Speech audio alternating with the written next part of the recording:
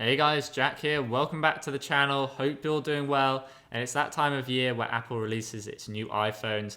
They released 4 new ones, the 13 mini, the 13, the 13 Pro, and the 13 Pro Max. Here we have the 13 in the new blue color. We're going to go ahead and unbox it and take a look around. So you can see on the front there, we have the phone itself. They flipped it round. So we now have the back facing us, and the 2 new cameras, which are now in a diagonal position. Apple says they needed to do that to fit it in, but it's also probably slightly to give it a new look, so you know you've got the new iPhone. If we go ahead and flip it around to the back, you can see we now have pull tabs. There's no plastic wrapping. Apple says that should save about 600 metric tons, which is always good for the environment. Nice to see there. But these new pull tabs do have a downside. My one did come broken, so just be careful if you're buying a phone. Make sure it is new in case it's broken, that pull tab. You can see if we go ahead and lift up the box, we get the phone presented to us on the top there. We can go ahead and peel off the paper. And there we go, we're presented with the 6.1-inch display. Same size as before. We'll go ahead and power it up and then just put it off to the side so we can take a look at the rest of the box.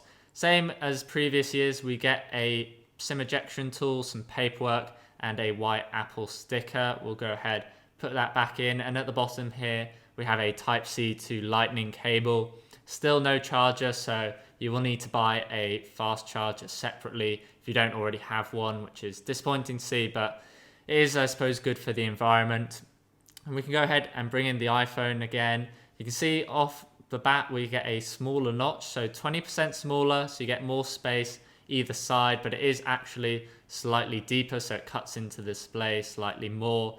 But it's a shame Apple doesn't use that extra space to give us some more information, like a battery percentage. I can understand on the Mini where you don't have much room to start, but on the standard 6.1-inch and the Pro Max, it would be nice to get some extra features like battery percentage. You can see we've got the hello status there. So we'll go ahead and take a look around the phone. On the side here, we have the same as before, the mute switch, the volume buttons, along with the SIM card slot here at the bottom and 2 antenna bands there. On the bottom of the phone, we have the same Lightning port. This may change in the future. EU is bringing in new rules, but it's probably going to be too late by the time Apple's moved on to MagSafe completely. We then have the speaker on the right, the microphone, and the antenna band. Then on the side, we have the power button and Siri button, along with 2 more antenna bands. And on the top, we just have 1 antenna band. Along to the back, we have that nice blue color with the silver Apple logo in the center. And then we have the dual 12 megapixel cameras up at the top. And you can see they're giving off a pretty cool effect with the aluminium around the lens there. You get a sort of light blue effect, but that is just the camera aluminium. It's not actually lighting up. It would be pretty cool. And then we have the flash and microphone. Flipping it back around to the front, we'll go ahead and set it up. So we'll swipe up, tap English, and then we'll tap UK for me. We now have the option to quick start. So if you have an old iPhone, you can bring it near just to transfer everything across, but we're going to set it up as a new phone. So hit setup manually.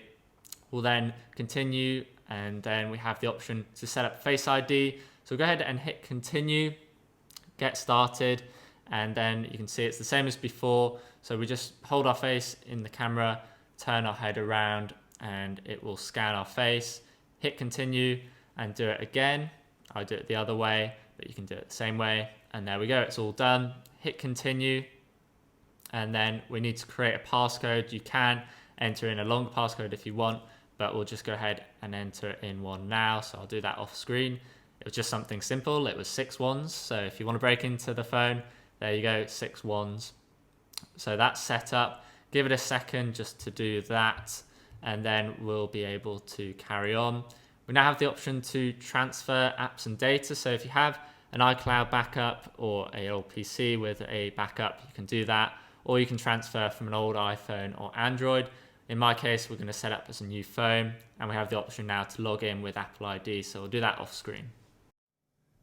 And there we go, the iPhone 13 is all set up. We can swipe to open and we're presented with the new iOS 15 home screen. Quite a few new updates to iOS 15. You've got new messaging features, FaceTime, new maps, everything sort of new, but still similar to iOS 14, so you'll get used to it pretty quickly.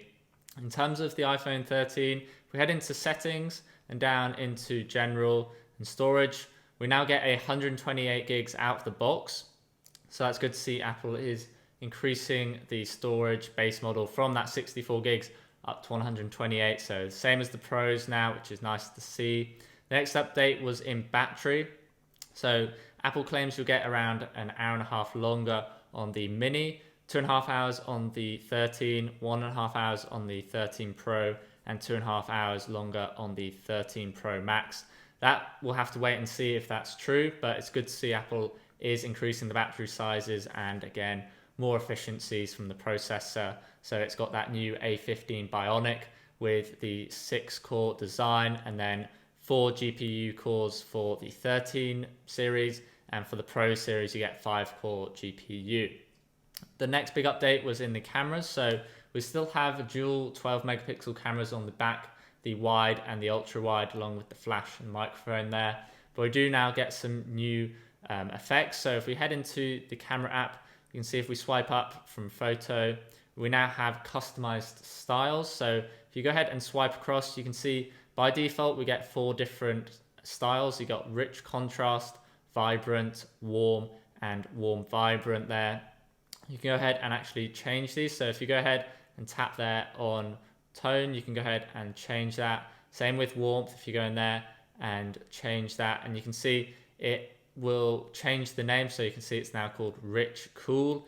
And then you can go ahead and swipe back across. And if you go all the way to the left, you have the standard color science Apple uses. So if you don't like Apple's color science, you can go ahead and change it. And every time you open up the camera app, it will go back to the customized style you have. So nice to see that is built into the camera app now. I'm going to go ahead and leave it on standard.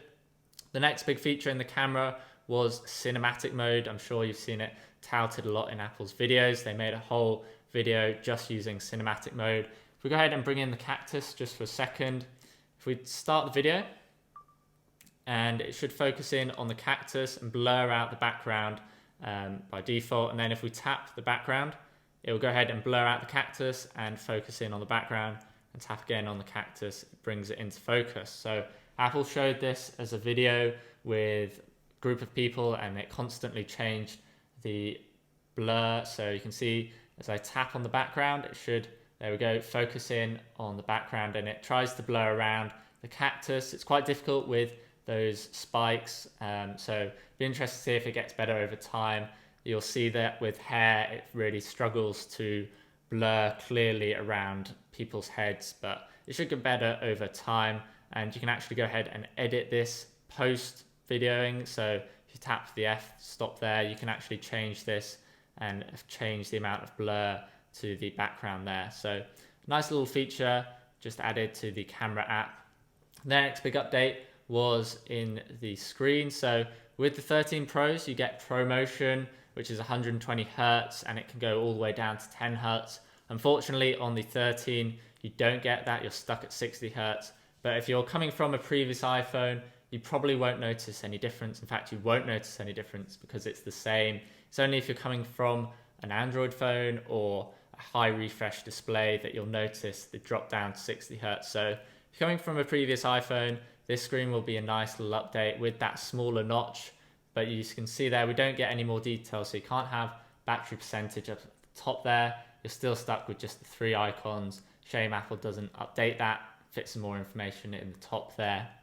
But you do get a brighter screen. So up to 800 nits now, outdoor use, and 1200 nits in HDR. So that's about a 28% increase over the 12. So good to see Apple's made some nice little updates over the 12 series. The biggest ones are going to be in that battery life department. If you're coming from an older phone, you might have slightly worse battery. This is a nice upgrade over the 12, which with 5G was a bit of a push in terms of battery life. But now with that increase from 1.5 to 2.5 hours on all the models, you should be good to go, especially on the 13 mini, which with the battery life was pretty tight. 13 and the 13 Pro have nice little boosts, and the Pro Max will get you through the whole day easily. And again, with that storage, you no longer have to bump up to 128 gigs and pay extra. So you actually get 128 gigs standard, and pricing across the board in the UK has dropped. So it no longer starts at £700. It's now £679. So £20 drop on the 13s, and on the Pro series you get a £50 drop. So down to £950 compared to a £1,000 starting price for the Pros. And if you guys want to check out any cases, I have got some cases here from ESR that were sent out. We'll go ahead and check them out in another video. But if I just bring in one here, we have the plastic case here. So you can pop in the phone, and it has a built-in kickstand in the back. So pretty useful if you're someone that likes to watch videos. You can go ahead and pop it down like that and watch a video, and then pop it back in. And then we also have a wireless charger that they sent out from ESR again. So if we go ahead and just bring it in, you can see simple little design. It's using the MagSafe on the back there, magnetically attaches, so same design as the 12, and then you can go ahead and pop out this little kickstand.